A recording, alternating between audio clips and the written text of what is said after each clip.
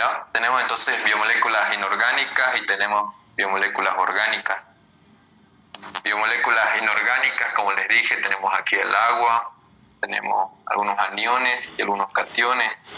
Y biomoléculas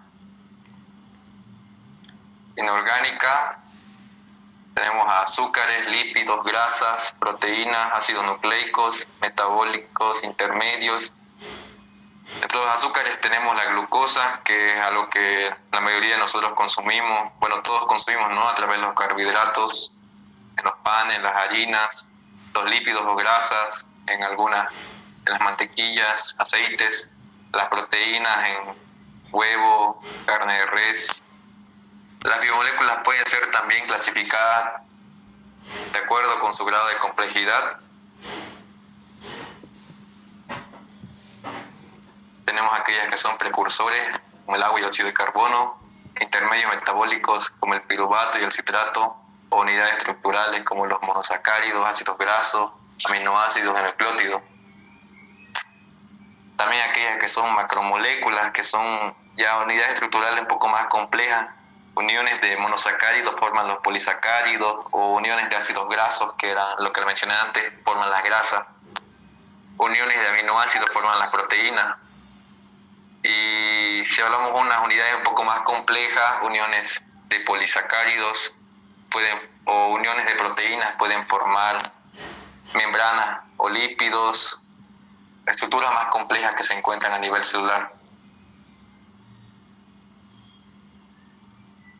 Como le dije, la principal biomolécula que se encuentra a nivel del cuerpo es el agua. Entonces, como hace rato lo mencionamos, la composición de la célula en su gran mayoría posee agua. Como aquí muestra la imagen, por cada 1000 gramos, 750 gramos son de agua, es como el 75%. Después tenemos un 15% de proteínas, 20% de azúcares. Como le dije, los azúcares hace rato eran los monosacáridos, un 3% de lípidos. Y en menor cantidades tenemos las sales inorgánicas.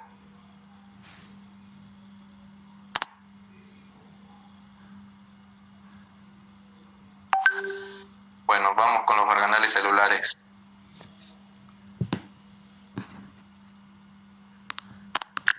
Bueno, primeramente, antes de ver organelles celulares, primero quiero saber qué me puede responder qué es la célula.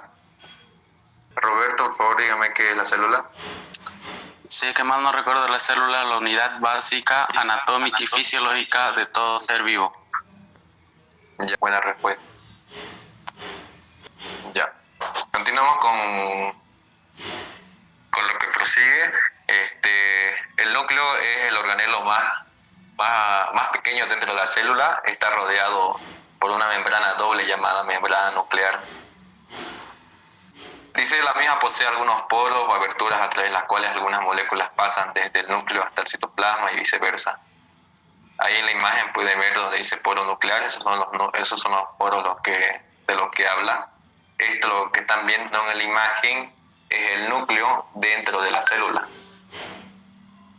Dentro del núcleo se encuentra una estructura de forma irregular llamada nucleolo. Ahí en la imagen pueden ver, se ve una estructura redonda dentro del núcleo. Ese es el nucleolo. ¿Ya?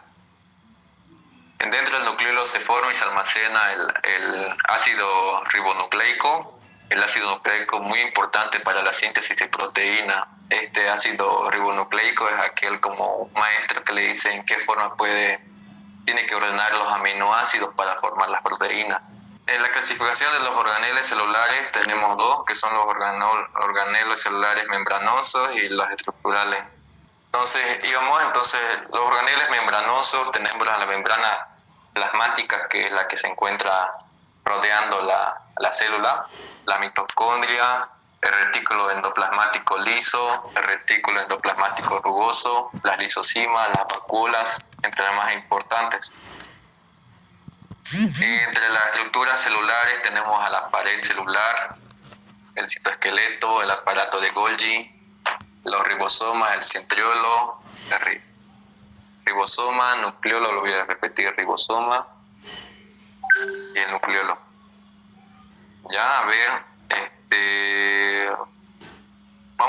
explicando uno por uno cada uno de estos organeles celulares. Ya, la membrana plasmática.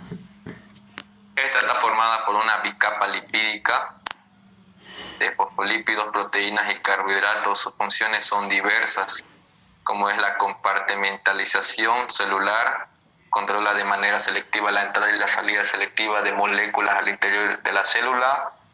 También actúa en la comunicación entre las células y algunas poseen flagelos o silos como elemento de locomoción. A ver, ¿ven lo que estoy, el mouse, lo que marco, jóvenes? Sí, sí.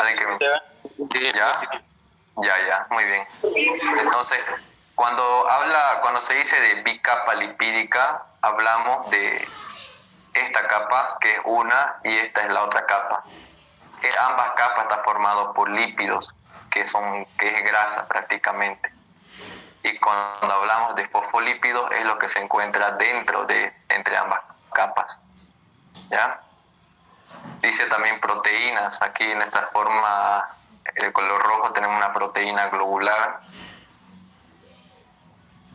Entonces, algunas de las funciones que ustedes van a ver, por ejemplo, controla de manera selectiva la entrada y la salida de moléculas en el interior de la célula. Cuando la célula tiene que nutrirse, entonces permite el ingreso de ciertos elementos como algunos carbohidratos, algunas grasas a través de esta membrana, que es la que permite ingresar estos elementos para que vayan dentro del citoplasma y se dirijan los diferentes organeles celulares para que puedan realizar la función de metabolismo.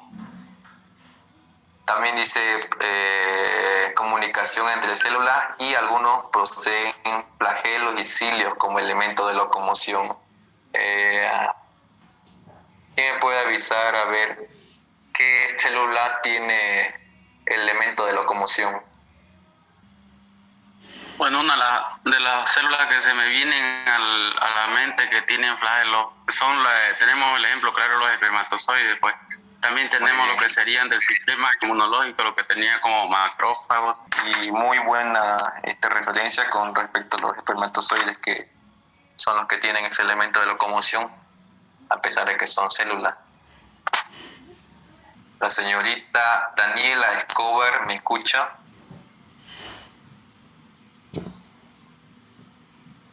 Sí, le escucho. Señorita Daniela Escobar, a ver, dígame 3 partes de la célula.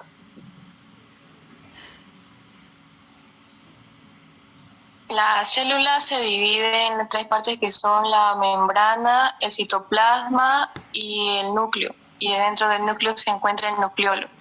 Muy bien. Ya.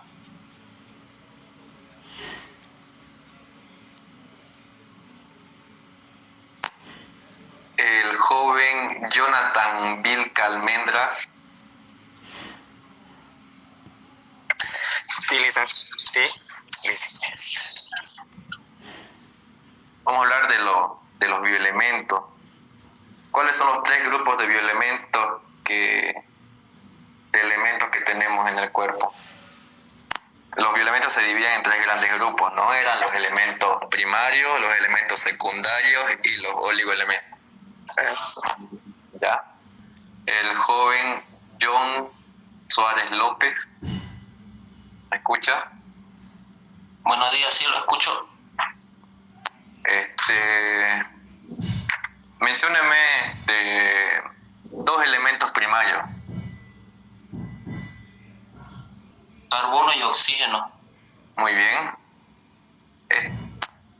Muy bien. Ya. Y una pregunta más para cualquiera. A ver, el primero que... A ver, ¿quién me levanta la mano? Ya, joven, a ver, dígame 2 oligoelementos. ¿Cómo? 2 oligoelementos. Magnesio y cobre. Listo, muy bien. Magnesio y cobre. Ya, continuemos. Bueno, continuando con la clase, tenemos el citoplasma, ya hablamos de la membrana. El citoplasma está constituido por una matriz citoplasmática o citosol, el citoesqueleto y los organeles celulares que se encuentran dentro de este citoplasma, como el aparato de Golgi, los ribosomas, la lisosima. Dice que el citosol es principalmente agua en el que se disuelven sustancias orgánicas, lo que le hablaba a ustedes, aminoácidos y glucosa, se encuentran disueltos dentro de este elemento porque van a ser absorbidos por unos organeles para producir energía u otros elementos que necesita la célula. Y algunas sustancias inorgánicas como iones o sales minerales que más que todo ayudan al catabolismo dentro de la célula para formar otros elementos. Y dice que desde el punto de vista físico y químico, el citoplasma presenta características y propiedades coloidales.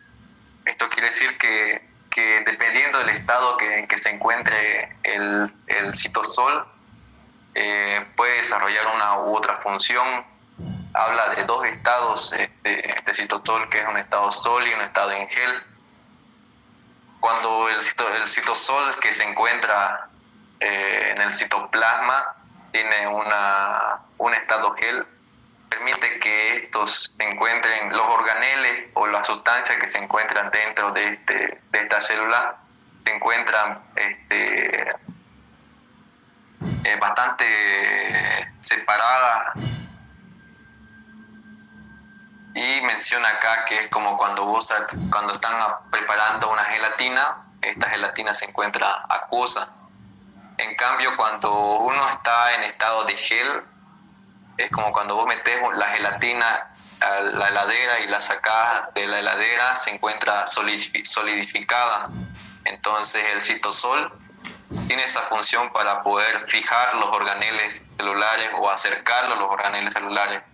Estos son los dos estados que presenta el citosol que se encuentra dentro del citoplasma. Ahí está el estado en gel que les mencionaba. Luego tenemos el citoesqueleto, que es una intrincada de red de proteínas filamentosas, el cual está formado por microfilamentos, filamentos intermedios y microtúbulos. Lo que se da a las células eucariotas es un alto grado de organización. Este citoesqueleto, ustedes véanlo como comparándolo como el esqueleto del cuerpo humano, que mantiene la rigidez y le da forma y estructura al cuerpo, no permite que ciertos órganos se muevan en otras partes o el esqueleto, el cuerpo mismo esté fijo dentro de lo que tiene que estar. Entonces en la célula cumple esta misma función este citoesqueleto, que hace que por más que el estado gel que existe en el citosol, este citoesqueleto le permite una mayor rigidez a los organeles que se encuentran dentro de la célula.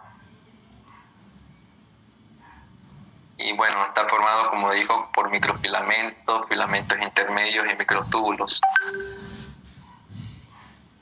Ya aquí estamos hablando un poco más de eso.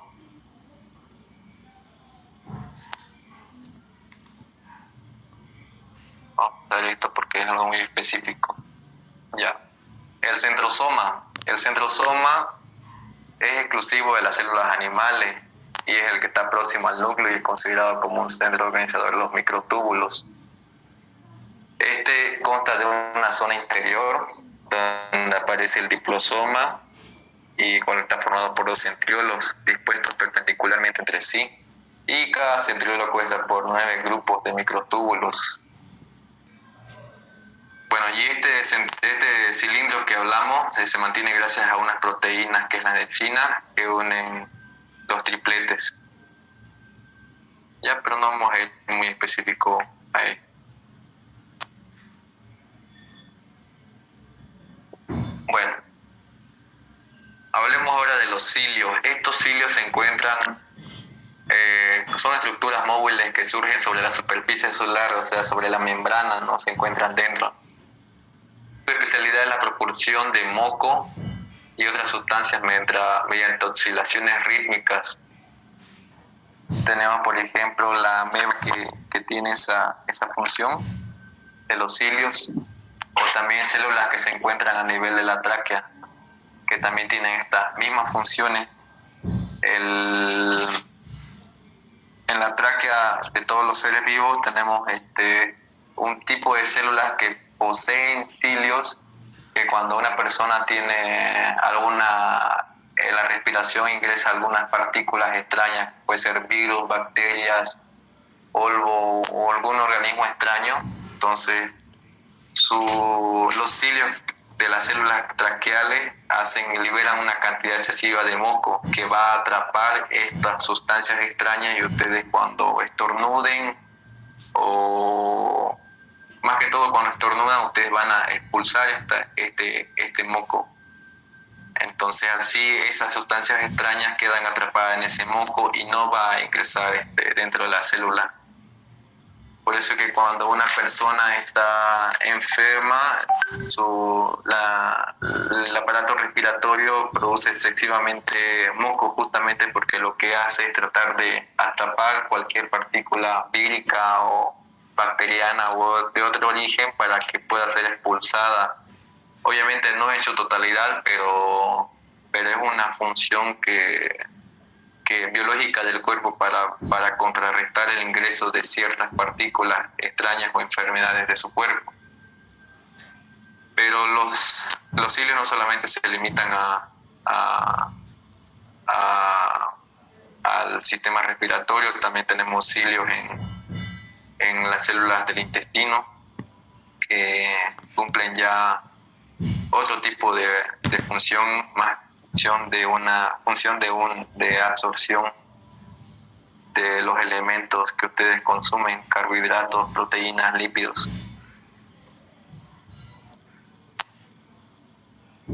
Ya.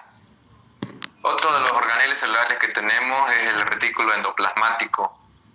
El retículo endoplasmático es un sistema membranoso cuya estructura consiste en una red de sáculos aplanados o cisternas, sáculos globosos o vesículas o túbulos que se extienden por todo el citoplasma y se comunican con la membrana nuclear. Su función primordial es la síntesis de proteínas, la síntesis de lípidos y constituyentes de la membrana, y la participación en procesos de detoxificación de la célula. Por ejemplo, en los vertebrados hay una mayor cantidad de retículo endoplasmático en aquellas células que se encuentran en el hígado, como los hepatocitos, o en los pulmones, o en los intestinos, o en células, en los enterocitos, en los riñones o en la piel. Vamos a tener, por cuestiones de tiempo, vamos a terminar esta clase, este tema, mejor dicho, la próxima clase.